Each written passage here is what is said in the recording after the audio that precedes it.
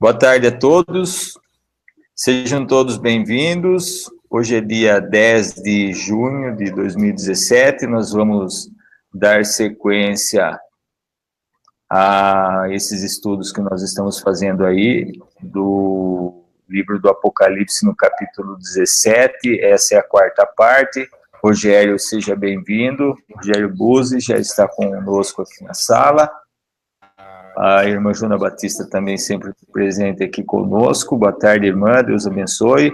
Deus abençoe a todos os irmãos que sala, tanto do lado de dentro como do lado de fora, e os irmãos que estão nos ouvindo também, os que vão ouvir essa gravação.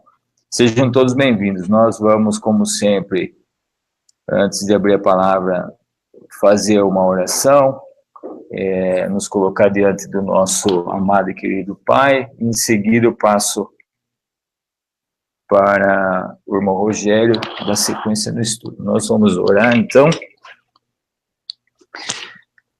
Santo Deus, bondoso Pai, meu amado Senhor, por mais esse dia, por mais esse santo sábado do Senhor, esse dia que o Senhor escolheu e o santificou para que nós pudéssemos juntos com o Senhor descansar nele.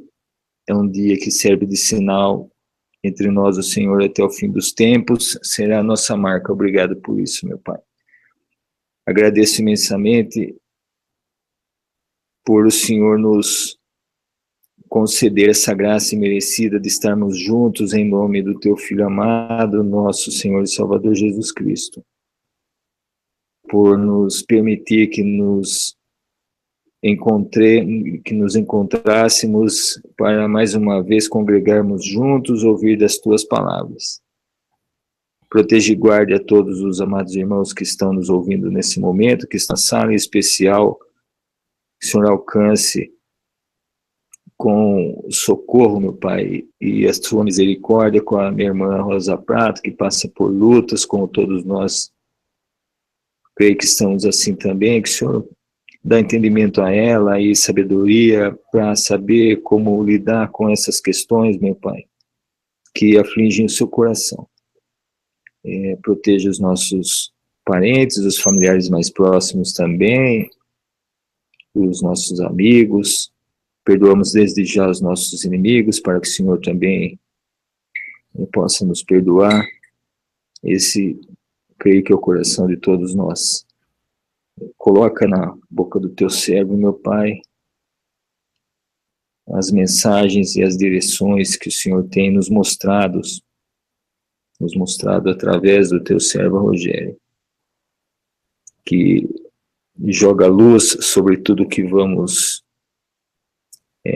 ouvir e ver. O Senhor disse que não seriam todos que teriam ouvindo, entendessem e olhando conseguissem enxergar. Nós temos essa misericórdia, dádiva de profecia, de poder entender tudo isso, meu Pai. Obrigado por isso. Agradecido oramos em nome do nosso Senhor e Salvador, o Teu Filho amado Jesus Cristo. Amém. Amém. Irmão Rogério, com o irmão. Amém. Um bom sábado a todos. Que a graça de Jesus, o amor de Deus, o Pai, na comunhão do Espírito Santo seja com todos.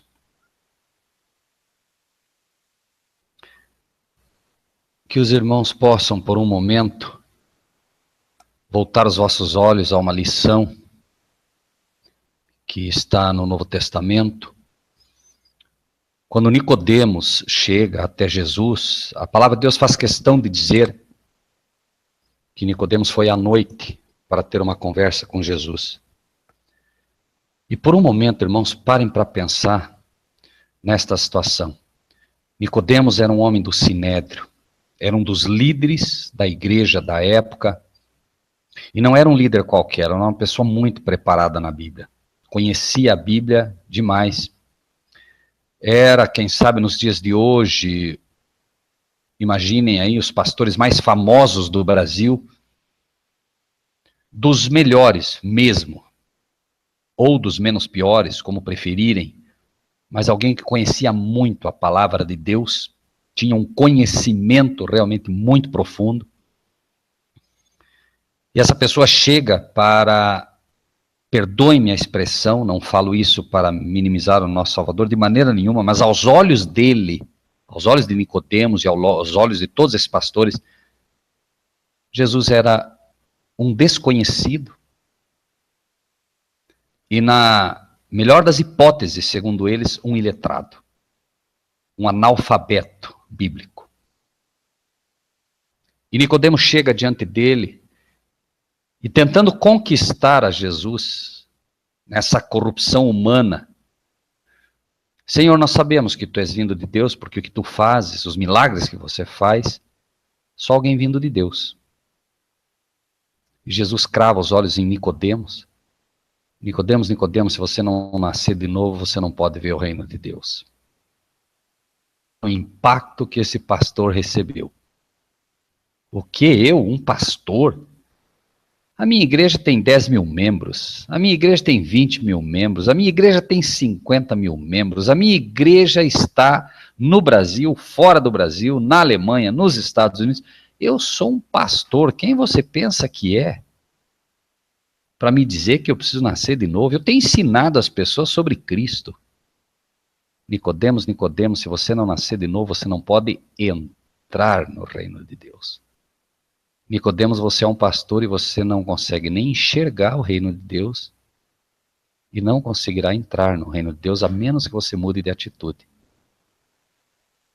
O fato de você alimentar 10 mil, 50 mil, 100 mil membros não quer dizer absolutamente nada. E Nicodemos, tentando se esquivar daquilo que foi como uma seta no coração dele, pode alguém sendo já velho voltar ao ventre? E Jesus começa a explicar para ele, pela graça de Deus, ele pôde receber a luz que foi para ele um marco divisório na vida dele. E assim como Paulo, então, Nicodemos reputou por lixo tudo aquilo que tinha aprendido e passou de fato a aprender com Cristo. Cada um de nós tem um pouco ou muito de Nicodemos. Cada um de nós aprendemos coisas nas igrejas, em livros que lemos, em materiais que lemos, que devem ser considerados lixo e jogado fora. Todos nós, como brasileiros que somos os seres humanos mais poluídos por Babilônia do mundo. Não há um país mais católico que o Brasil. E não há uma miscigenação tão grande de ensinos católicos como há no Brasil. Nós somos uma nação completamente idólatra. Nós somos uma nação que faz procissão aos demônios, imaginando que fazemos para Deus. Eu digo como nação, não digo como pessoas específicas. Nós somos uma nação que tem no alto do Corcovado Lúcifer de braços abertos, como que a amaldiçoar a nossa nação inteira. Nós somos um povo que está sentindo e pagando o preço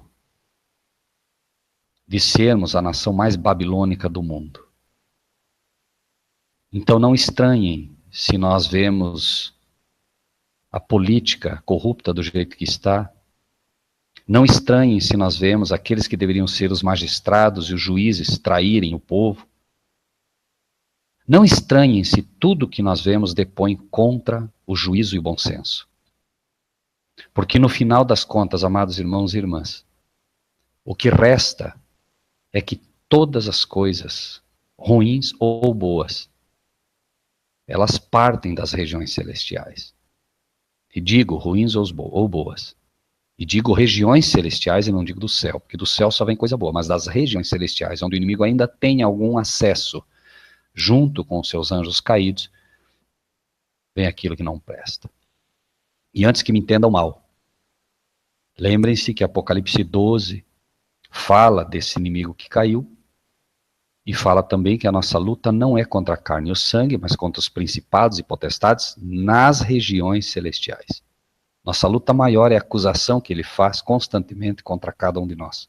E nessa acusação, nessa luta que é feita, nós não temos que estar tentando nos defender. Nós temos sim que procurar fazer o que Deus nos pede para que retiremos do inimigo as armas que ele pode usar contra nós. Porque enquanto ele nos acusar injustamente diante de Deus, não há problema. O problema é que quando ele nos acusa por coisas que de fato temos feito de errado. E por que faço essa introdução, irmãos? Em realidade, se nós observarmos tudo que temos aprendido, nós vamos ver que é necessário de nós muito mais tirarmos o que aprendemos errado do que exatamente colocar o certo. Em todos os momentos nós vemos que ali com Nicodemos a lição foi simples. Nicodemos, você precisa nascer de novo. Nicodemos não vai adiantar um debate teológico. Nicodemos, não adianta nós começarmos aqui a discutir religião, Nicodemos. Isso é perda de tempo. Nicodemos, se você não nascer de novo, você não vai poder ver o reino do céu. Sueli, Giovanni, Luiz, Aline, Daniel, Vera, Admilson, Aquino, Marcílio, Rogério, Vera, Rosa, cada um de vocês, meus amados filhos, precisamos nascer de novo. A cada dia. A cada dia. Nascer de novo, uma vez que nascemos das águas do batismo, uma vez que nascemos como seres espirituais, pela promessa de Deus e pelo Espírito que nos foi dado, que nos permite, como disse o irmão Marcílio, ver as coisas que outros não veem. E Jesus foi taxativo, que os profetas queriam ter podido ver as coisas que vemos. E quando nós temos diante de nós tudo isso, e quando vemos, por exemplo, o Novo Testamento se levantando diante de nós, nas palavras de Paulo, 1 Coríntios 10, 11, todas as coisas foram escritas a vós, a quem os fins dos tempos têm chegado.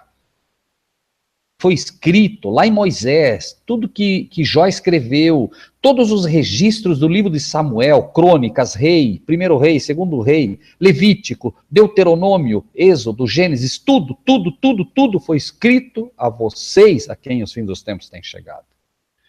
Porque é deste grupo a quem os fins dos tempos têm chegado que sairão os 144 mil. É desse grupo mais combatido, é desses pigmeus humanos, hoje, pequenos, fracos, atacados e atacados, como o nosso caso, 1260 anos de domínio papal completo e absoluto. É desse povo que Jesus se levanta poderosamente, que Deus se levanta poderosamente e diz: o meu poder se aperfeiçoa na fraqueza. É desse grupo que sairá um grupo como nunca houve igual na face da terra. Exceptuando Cristo, que de fato teve a plenitude da divindade habitando em si, Deus terá 144 mil que refletirão plenamente o caráter de Cristo. Esses 144 mil não serão pessoas que deixam de fazer coisas ou fazem outras coisas. São pessoas que refletirão o caráter de Cristo. Mas antes que esse povo nasça de verdade, antes que esse povo de fato desponte refletindo este caráter, é preciso que esse povo entenda uma lição primária.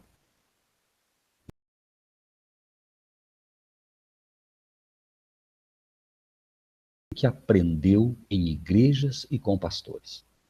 Desafiar de fato tudo que aprendeu, por mais belo, por mais bonito, por mais interessante, por mais espetacular, por mais que pareça verdadeiro, e permitir que a Bíblia, e somente a Bíblia, seja a sua regra de norma, fé e prática.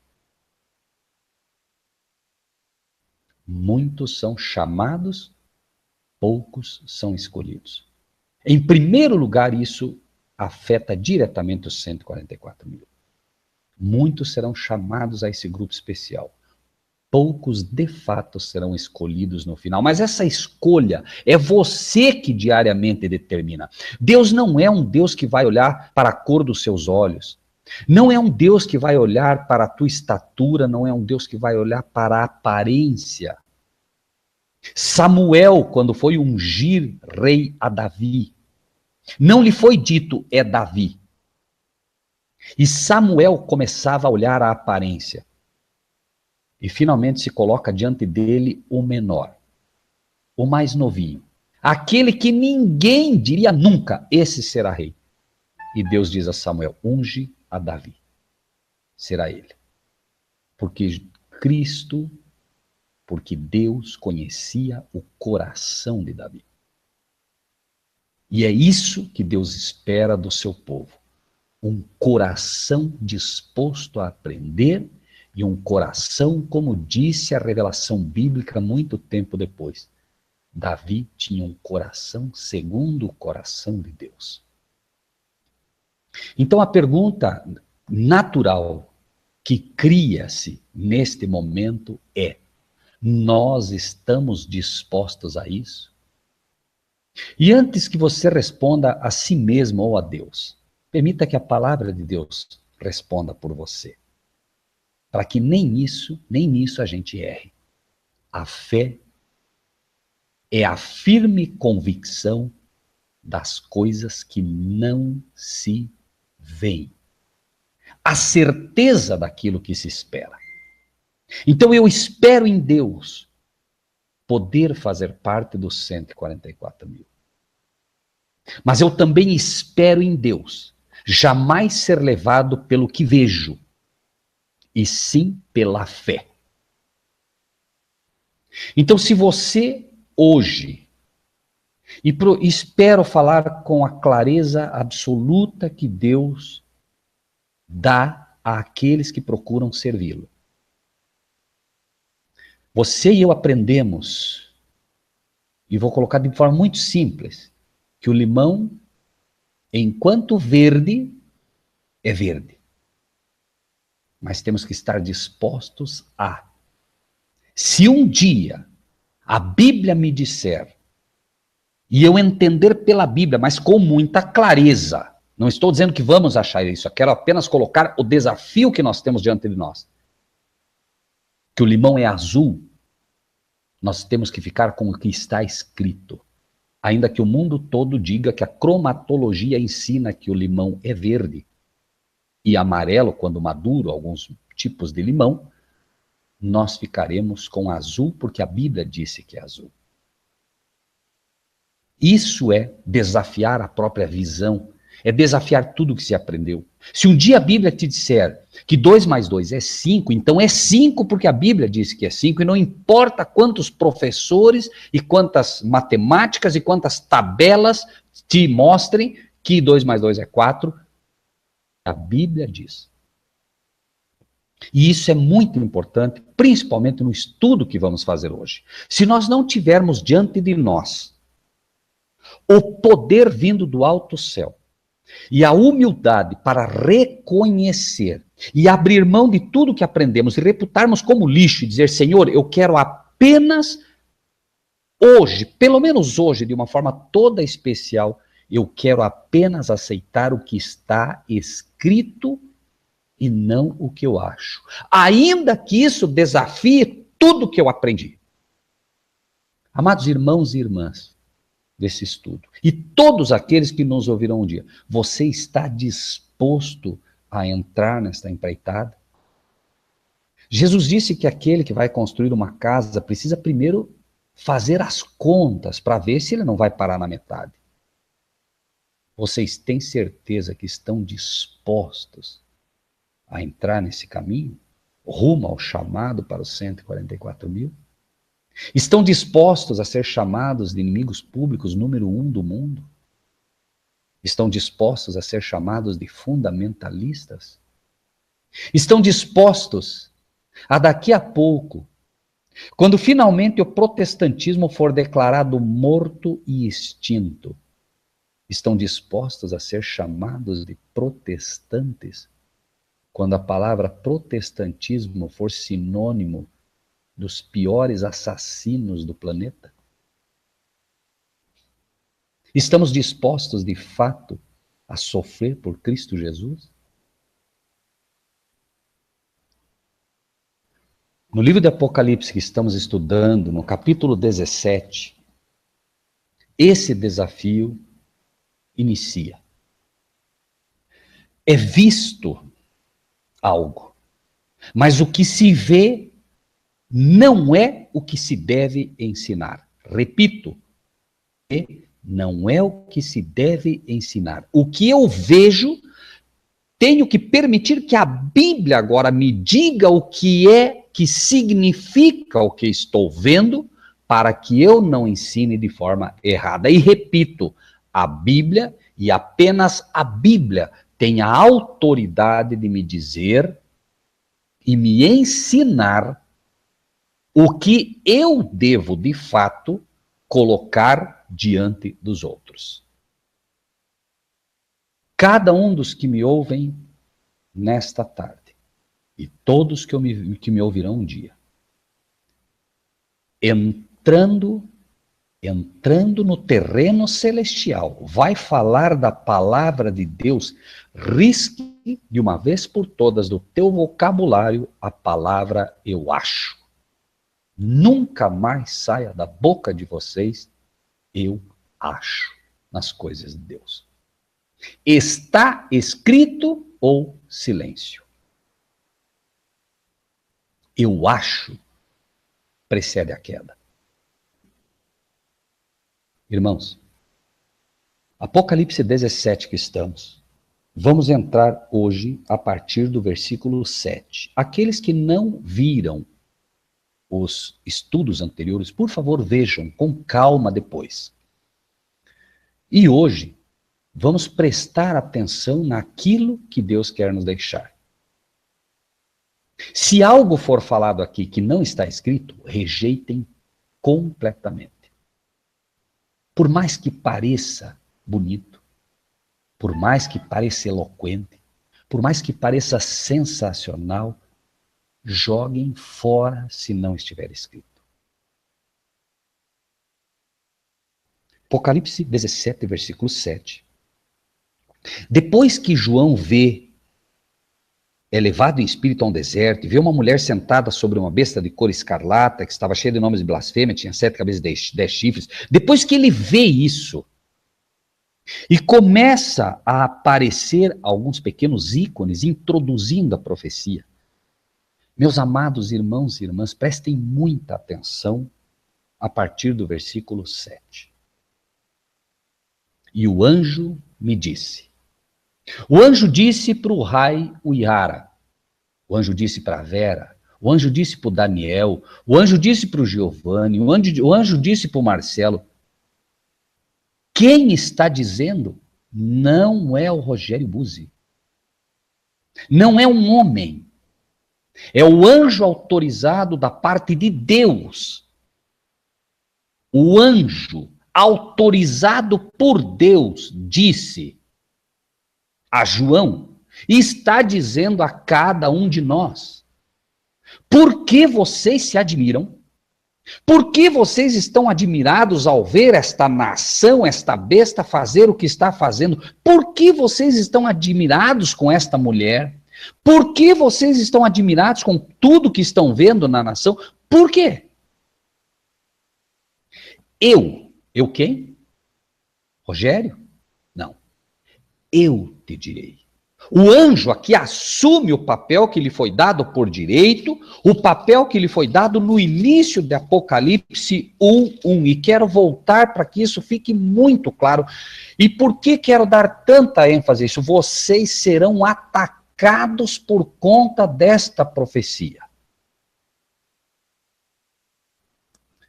Apocalipse 1:1. Revelação de Jesus Cristo, a qual Deus lhe deu para mostrar aos seus servos as coisas que brevemente devem acontecer, e pelo seu anjo as enviou e as notificou a João, seu servo. Então o anjo agora notifica a João, e o anjo está notificando a cada um de nós aquilo que ele recebeu de Cristo, que por sua vez recebeu do Pai. Então não é uma interpretação de feitura humana que se dará. E aqui, a partir do versículo 7, nós não estamos mais no terreno profético, irmãos. O anjo vai interpretar a profecia já. E é isso que tem que ficar claro no nosso coração. Eu te direi o mistério da mulher, da besta que atrás, a qual tem 7 cabeças e 10 chifres. Então, repito. E amanhã alguém dirá a vocês, não, mas o pastor disse que discuta com o anjo. Não discuta com o Rogério. Pastor quer discutir? Vai discutir com o anjo. Eu fico com o que disse o anjo de Deus. Versículo 8. A besta que viste foi e já não é. E há de subir do abismo e irá à perdição.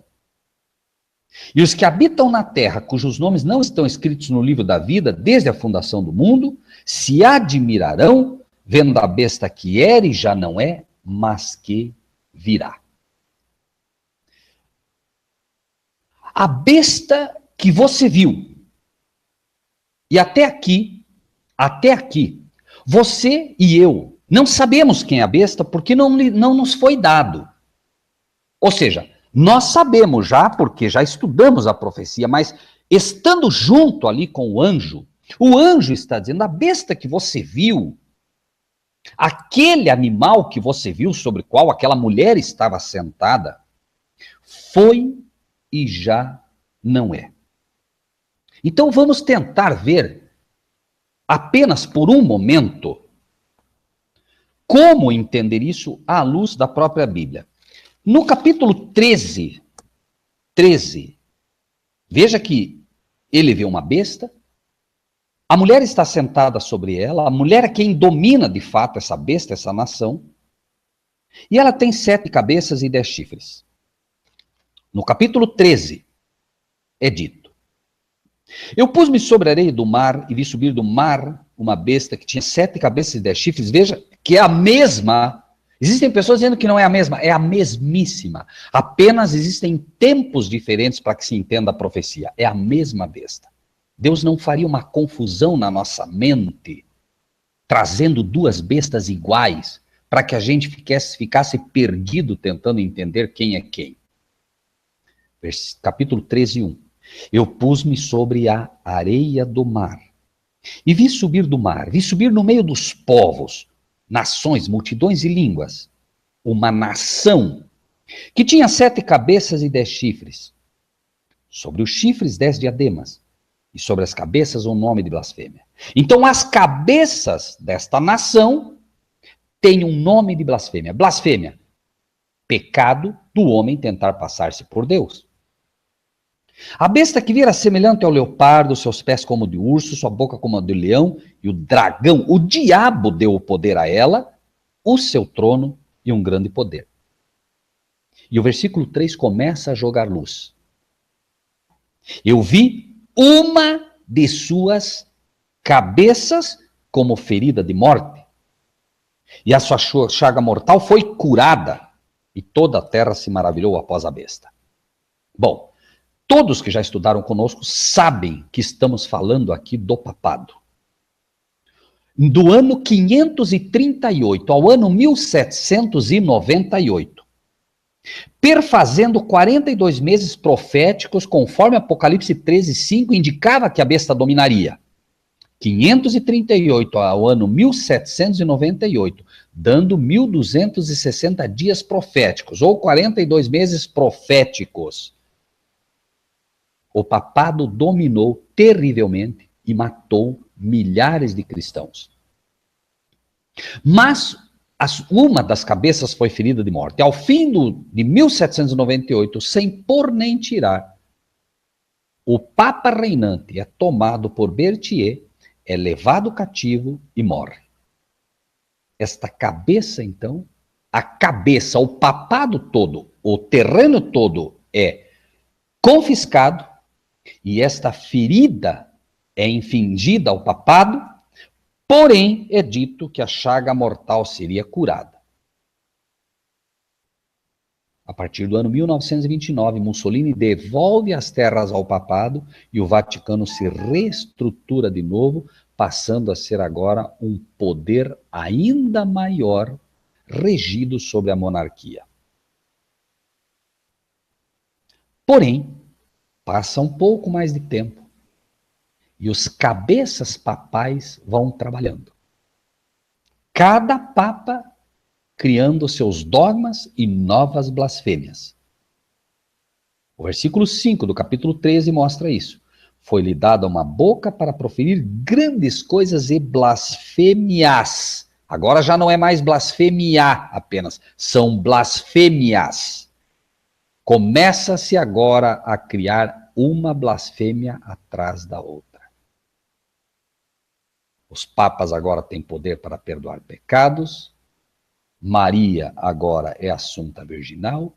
Maria é concebida sem pecado, etc, etc, etc, etc. O Papa agora não é apenas o representante de Deus na terra, ele é o próprio Cristo feito carne, segundo a bula papal, e blasfêmias agora vão aparecendo uma atrás da outra. Agora, no ano 1981, no dia 13 de maio, exatamente o dia que o papado comemora o mês e o dia de Maria, e é por isso que um demônio aparece naquela data, fazendo-se passar por Maria, 13 de maio, exatamente nessa data, o que se chama Papa, João Paulo II, é alvejado e fica, como esta cabeça ferida de morte de novo, 12 dias em coma. Mas a profecia diz, e uma das suas cabeças foi ferida de morte, e a sua chaga mortal foi curada, e o que acontece depois? 13:3. E toda a terra se maravilhou atrás da besta. Depois que João Paulo II se cura, a terra inteira se inclina a ele. E foi um fato televisionado por todos, que não houve um papa que tivesse cativado tanta gente, tantos poderes, tantos presidentes. O funeral papal tinha mais presidentes do que todo e qualquer líder mundial que já tenha sido sepultado. Foi, de fato, um cumprimento fantástico da profecia. E o mundo estava dormindo, e a igreja estava dormindo e continua dormindo. Apocalipse 17, 8 de novo. A besta que viste foi 538 a 1798 foi. Foi besta, foi perseguidora. Já não é. De 1798 a 1929 não era. Mas vai subir do abismo. Passa a subir do abismo. Este é o primeiro cumprimento da profecia, conforme entendemos daquilo que já explicamos aqui. Lembrem-se, por favor, Apocalipse 1:19. Escreve as coisas que tem visto, as que são e as que depois destas vão acontecer. Então o Apocalipse apresenta o que foi. Em primeiro lugar, o que foi na época de João. João vivia sobre a tutela, entre aspas, de um imperador romano. E eu tenho procurado rastrear a história, irmãos, mas está, pelo menos a mim não me foi dada luz nesse sentido. Nós sabemos que foi Domiciano. Nós sabemos que logo depois de Domiciano, o imperador foi Nerva, que durou pouco, mas infelizmente simplesmente não há como, irmãos, descobrir de forma clara e precisa os imperadores que foram antes deles para podermos fechar a conta. Há uma confusão muito grande na história hoje sobre quem seriam. Nós temos Domiciano e para trás teríamos Tito, Vespasiano, Vitélio, Otão, Galba, e aí entra uma confusão porque 4 como que reinaram de forma dividida, enfim, né? Eu pelo menos devo confessar que eu não tenho luz sobre aquilo e procuro então apresentar a profecia já de forma mais recente, ou seja, né, no seu cumprimento do que foi, era e o que há de ser, né, aquilo que era mais o nosso tempo presente, trazendo de fato para 538.798, quando ele foi, já não é, mas iria subir do abismo, 1929 sobe do abismo, e depois com a nova aplicação em 1981, quando o Papa é alvejado, João Paulo II é alvejado, e ele diz realmente que ele só se salvou por intervenção de Maria, porque ele foi beijar uma medalhinha de Maria que estava, né, no peito de uma criança, pendurado, e quando ele se abaixa, diz ele que só por isso a bala não foi fatal.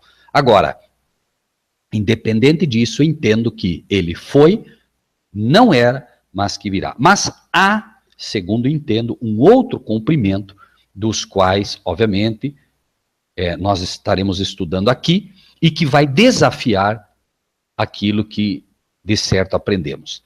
A besta que viste, foi e já não é, e há de subir do abismo, e irá à perdição. Aqui, de uma forma toda especial, eu rogo aos irmãos que apenas ouçam o que a Bíblia tem a dizer sobre os termos usados. No livro de Jó, é dito o seguinte, 7:9, Jó 7:9. Tal como a nuvem se desfaz e passa, aquele que desce à sepultura nunca tornará a subir.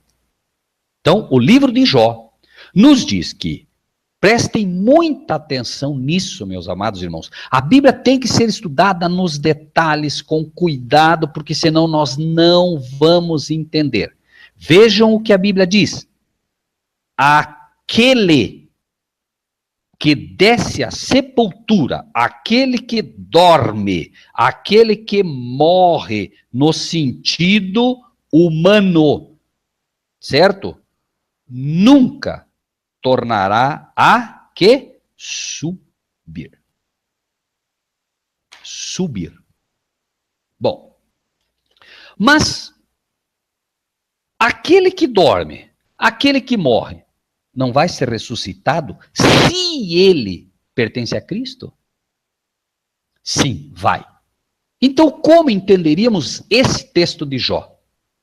O texto de Jó não diz que aquele que morre, ou seja, aquele que desce à sepultura, nunca tornará a ressuscitar. Diz que ele não tornará a subir. E aí vem a questão. Ensinados de forma errada, nós imediatamente imaginamos que o termo subir é ressuscitar ou renascer. Não. Não. Subir quer dizer o que a Bíblia diz que é e não o que eu acho que é. Então, de fato, aquele que desce à sepultura nunca tornará a subir. Agora vamos ver se isso de fato é assim. Vamos ver, em primeiro lugar, tá? Porque o termo é subir do abismo. Prestem atenção. A besta que viste foi já não é, e há de subir do abismo. Certo? Bom, vamos lá então. No livro de Salmos, 1 Samuel 28, vamos ler o que está aí. 28, vamos ler o versículo 6 e 7 primeiro, e depois o 11 ao 14. Leio aos irmãos. 28, 6 e 7. E perguntou Saul ao Senhor, porém o Senhor não lhe respondeu. Preste atenção. Saul agora pergunta ao Senhor, e o Senhor não lhe respondeu. Por nenhuma das formas que o Senhor responde aos seus servos. Nem por sonhos, nem por Urim, nem por profetas. Então Deus deixou claro que não ia responder a Saul o que ele estava pedindo, porque Saul era desobediente. Ninguém que queira desobedecer a Deus, ou que não queira obedecer a Deus, vai entender as profecias. Por isso temos insistido, revelação de Jesus Cristo, a qual Deus lhe deu para mostrar aos seus servos, aqueles que querem obedecer as coisas que breve devem acontecer. Saul queria saber o que ia acontecer no futuro, porque ele tinha uma guerra para tratar. E ele queria saber o que ia acontecer no futuro em relação a essa guerra. Mas Deus não lhe respondeu, porque Saul era desobediente. E aqui, amados irmãos e irmãs, vamos ser muito claros também.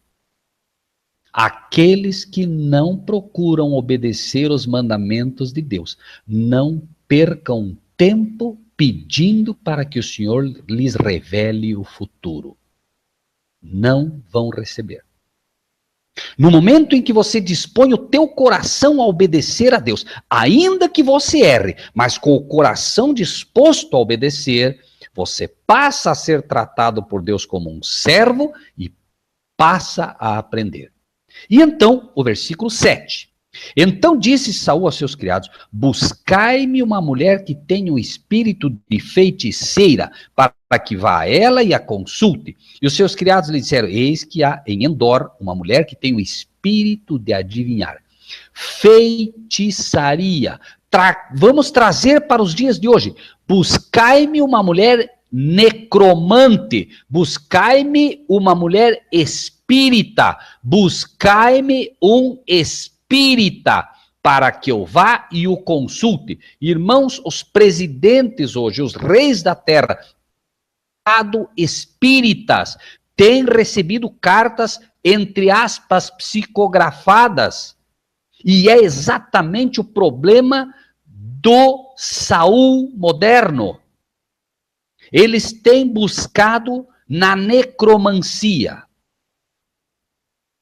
Mortos falando.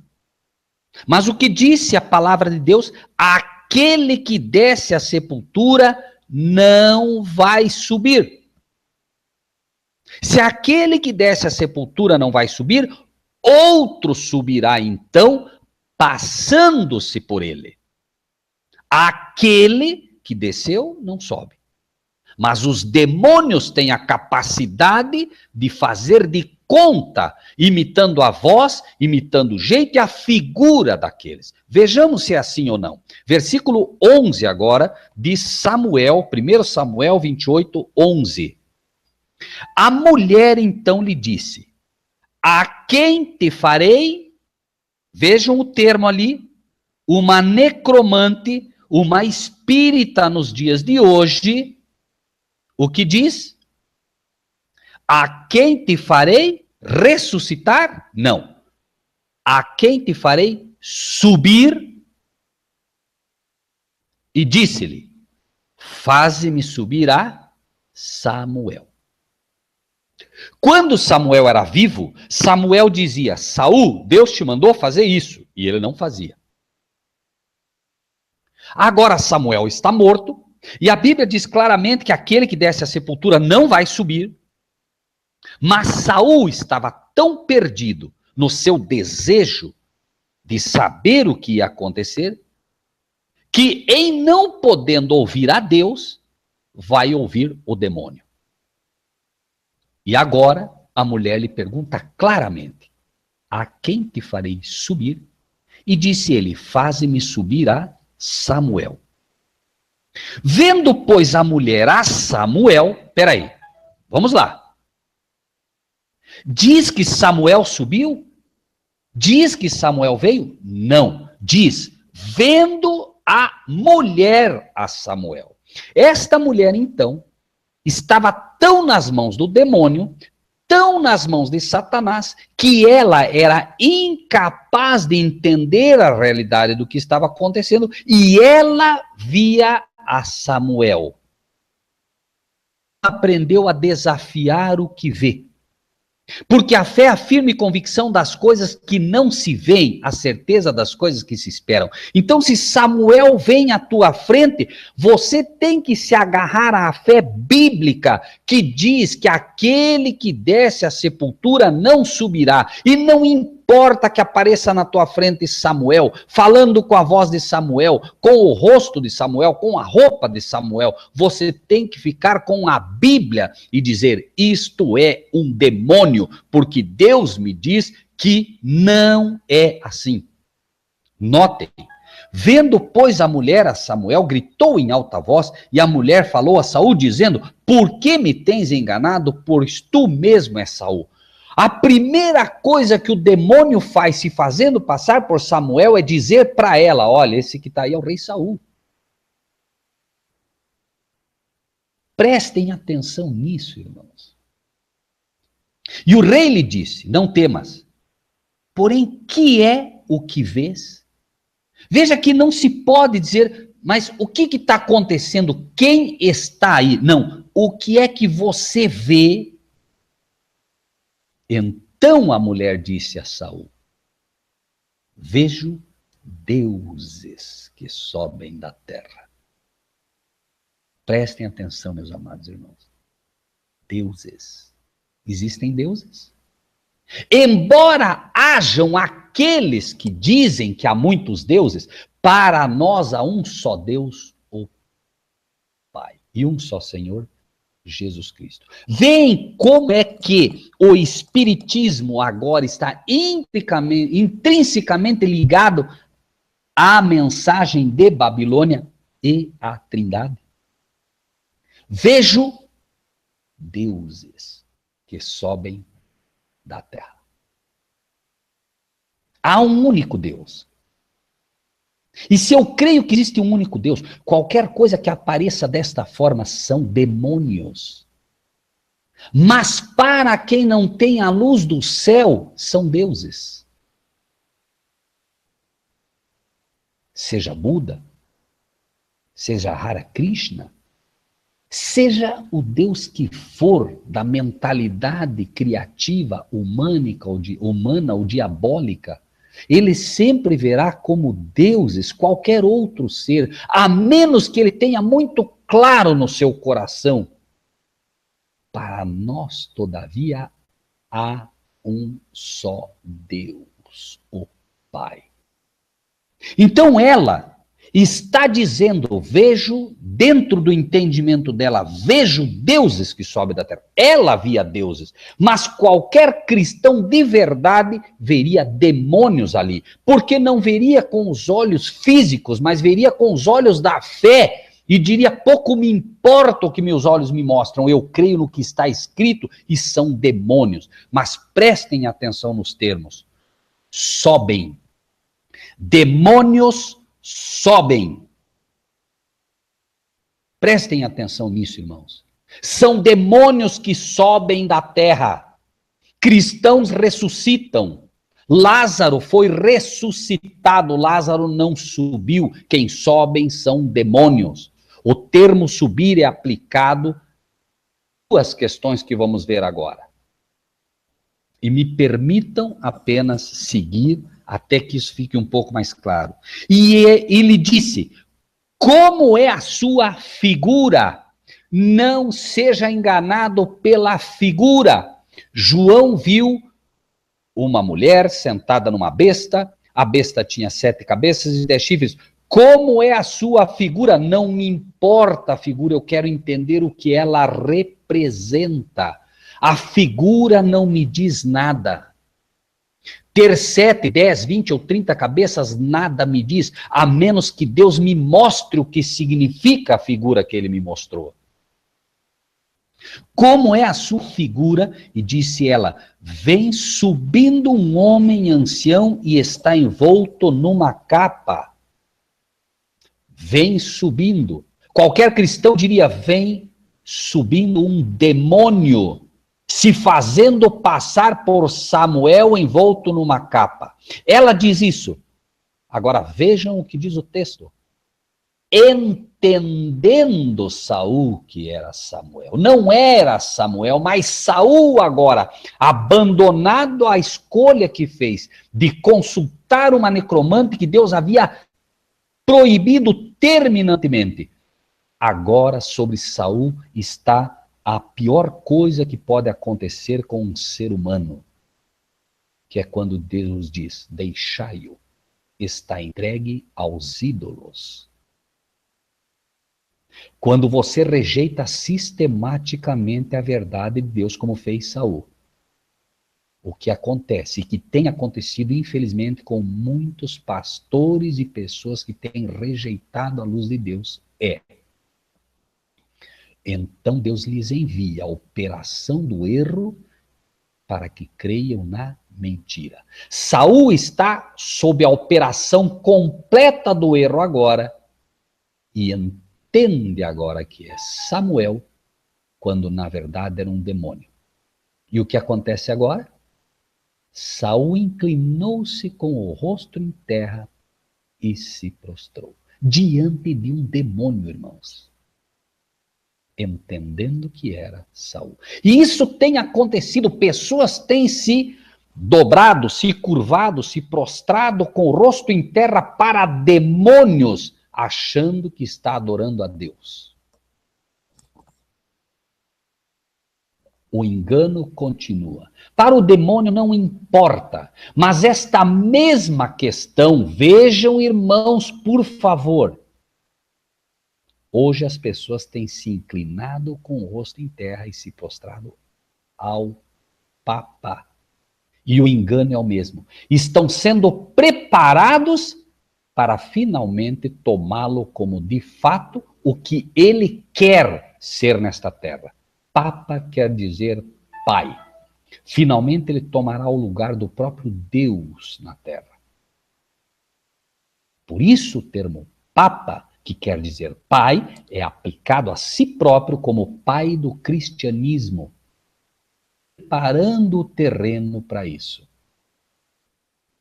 Então, irmãos, voltando de uma forma muito clara, o que aconteceu aqui, aconteceu que subiu um demônio fazendo-se passar por Samuel, e quando isso aconteceu, Saul, o rei contaminado completamente, agora se prostra e o adora. Exatamente o que diz a Bíblia que acontecerá no livro de Apocalipse, capítulo 13, que mostra de forma bem categórica,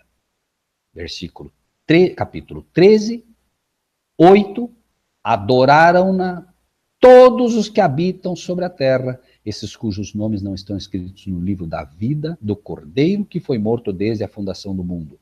Versículo 12. Exerce todo o poder da primeira besta na sua presença, faz que a terra, os que nela habitam, adorem a primeira besta, cuja chaga mortal fora curada. 15. E foi-lhe concedido que desse espírito à imagem da besta, para que também a imagem da besta falasse e fizesse que fossem mortos todos os que não adorassem a imagem da besta. A história vai se repetir. Hoje os reis da terra, assim como Saul, estão se dobrando para um demônio, estão se dobrando para aquele que está tentando roubar o lugar de Deus, estão se dobrando para Lúcifer. Por quê? Porque o texto diz, capítulo 13, 4, e adoraram o dragão que deu à besta o seu poder, e adoraram a besta, dizendo: quem é semelhante à besta? Quem poderá batalhar contra ela? Ao inclinar-se à besta, o Papa, estão em realidade adorando o dragão, o diabo e Satanás. Então, versículo 8 de novo, do capítulo 17. A besta que vi foi e já não é, e há de subir do abismo. A besta que você viu foi e já não é, e ela vai subir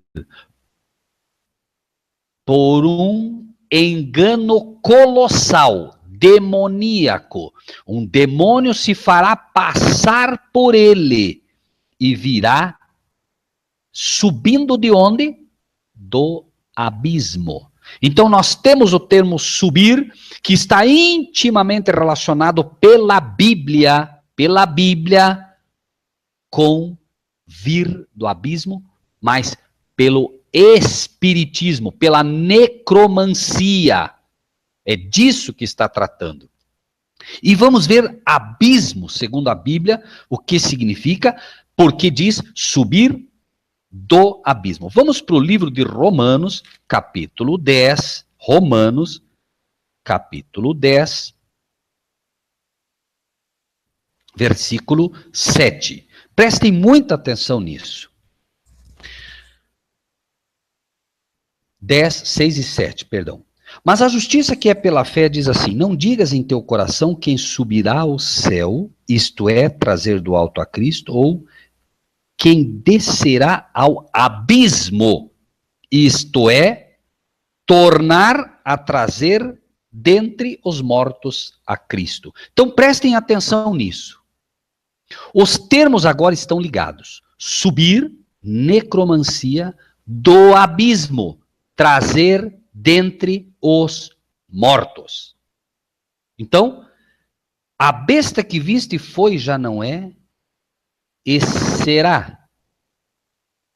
Será pela necromancia, pelo espiritismo, trazida dentre os mortos. Mas não é ela. Repetimos. É um demônio fazendo-se passar por ele, como foi feito com Samuel, e irá à perdição. Habitam na terra, nova questão, cujos nomes não estão escritos no livro da vida desde a fundação do mundo, se admirarão vendo a besta que era e já não é, mas que virá. Pere, um momento. Se você pela fé consegue neste momento aceitar o que o anjo está dizendo, aceitar a interpretação bíblica, eu te pergunto, você vai se admirar quando a besta voltar dentre os mortos? Não, não vai. E por que não? Porque você já estudou e sabe que isto vai acontecer por um engano. Isso não vai espantá-lo. Mas quem se admirará com isso? Os que habitam na terra. Mas nós não habitamos na terra, não. Os que habitam na terra são aqueles cujos nomes não estão escritos no livro da vida desde a fundação do mundo. Amados irmãos e irmãs, nós temos que pela fé receber e aceitar que os nossos nomes estão escritos no livro da vida. Quando os discípulos foram até Jesus e disseram: Senhor, teve uns demônios que não se sujeitaram a nós. Não conseguimos expulsar alguns demônios. Jesus disse: alegrai-vos antes, porque os vossos nomes estão escritos no livro da vida. Este é o grande milagre. O maior milagre que pode acontecer é Deus, pelo seu poder, convencer-nos de que somos pecadores, de que nada merecemos, mas que mesmo assim podemos ser feitos filhos de Deus. Esse é o maior milagre. E aí, aqueles que de fato não estudam, se admirarão vendo a besta que era e já não é, mas que virá. Por que acontecerá isso? Acontecerá porque a besta, hoje, está tomando o lugar de Cristo. Assim como Deus deu o seu poder a Cristo, o dragão está dando o seu poder à besta. Assim como Deus deu o poder ao seu filho e entregou a igreja em suas mãos, a verdadeira igreja, o diabo tomou a besta, o Papa, e entregou a sua igreja nas mãos do Papa. E aí ele imita tudo que Deus faz. Ele não consegue ressuscitar o Papa, mas por um engano colossal, fará o mundo crer que o Papa é o Filho de Deus e provará isso, entre aspas, fazendo-o subir do túmulo. E quando isso acontecer, o mundo se admirará. E aqueles que não forem levados apenas pela fé serão vítimas desse engano colossal. Porque verão que a grande prova de que de fato Cristo era o Filho de Deus foi o fato de Deus tê-lo ressuscitado. Derribais este templo e eu o reconstruirei. O Pai reconstrói o seu templo, o templo do Espírito Santo, aquele em quem habitava a plenitude da divindade. E o diabo irá por um engano colossal. E o mundo se prostrará a um falso Cristo inventado pelo demônio. Se admirarão, vendo a besta que era e já não é, mas que virá. E enquanto isso, irmãos, e nós vamos ver mais à frente isso com mais propriedade, e enquanto isso, aqueles que se dizem estudiosos das Escrituras e das profecias estão discutindo, não porque é uma profecia, são reinos metálicos, porque são isso, porque aquilo outro, isso não está certo, não porque o irmão é um falso profeta, porque falou que acontecia algo e não aconteceu. Irmãos, a palavra de Deus, no livro de Daniel, traz, e com isso quero encerrar, traz algo bastante simples, muito simples. Lembrem-se, Daniel é a profecia, Apocalipse é a revelação. Capítulo 12 do livro de Daniel. 12. 1 ao 4. E naquele tempo se levantará Miguel, o grande príncipe que se levanta pelos filhos do teu povo. E haverá um tempo de angústia, qual nunca houve, desde que houve nação até aquele tempo. Mas naquele tempo livrar-se ao teu povo todo aquele que se achar escrito no livro. Veja que acabamos de ver que os que habitam na terra são os que não têm o nome escrito no livro da vida. Mas, por outro lado, existem os que têm o seu nome escrito no livro da vida. 2. E muitos dos que dormem no pó da terra ressuscitarão. Os que dormem no pó da terra ressuscitam. Os que estão no abismo, destinados ao inferno, à destruição, estes sobem da terra. Muitos dos que dormem no pó da terra ressuscitarão. Uns para a vida eterna e outros para a vergonha e desprezo eterno. Porque uns antes, outros depois.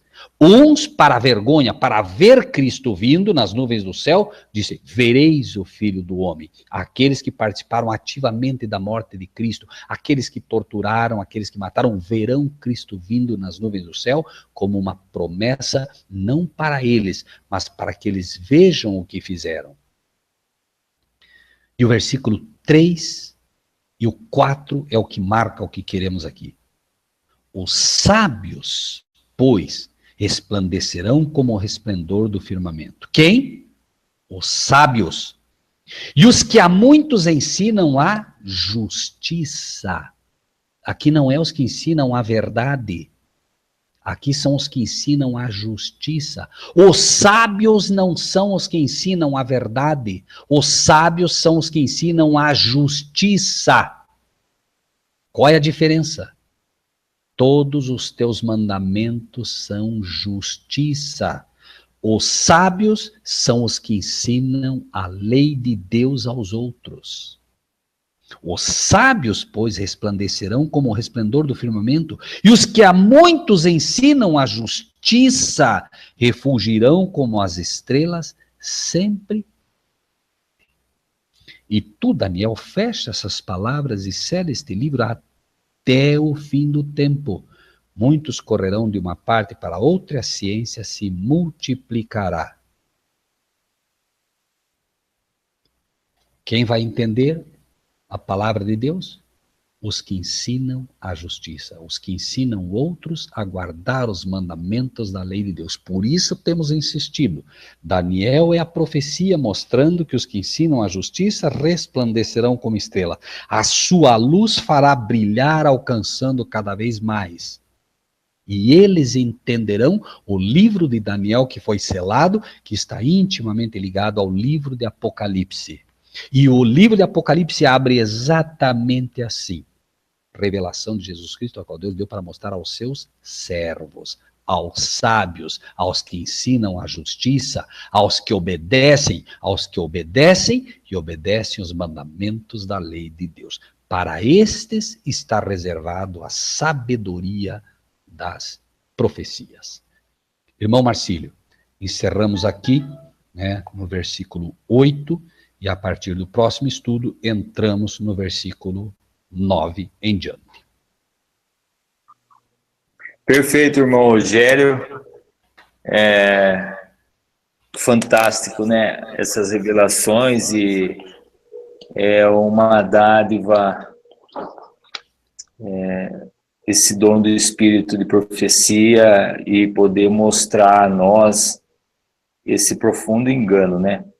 Eu até fiz um comentário ali no chat, ali nos comentários ali, que na verdade as pessoas não enxergam, mas o ponto da missa, né, da liturgia ali,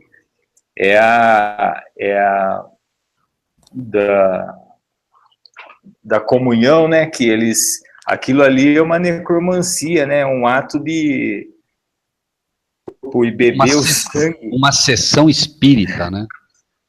Espírita, né, para não ser tão pejorativo assim, para não falar sobre as outras crenças, né, mas é o mesmo ritual, né, porque ele come o corpo e bebe o sangue diariamente, né.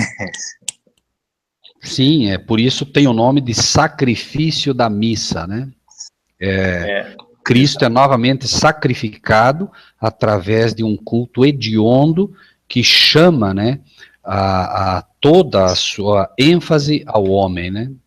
Como se o homem tivesse o poder de criar Deus, né? Ou seja, né, no momento que toca a chama da hóstia, está fazendo com que, né, Cristo de novo ali, ou seja, né, a pessoa possa comer um pedaço da carne. Isso era o que as orgias passadas faziam, né, quando se sacrificavam literalmente os filhos e cada um comia um pedaço daquele filho queimado, né?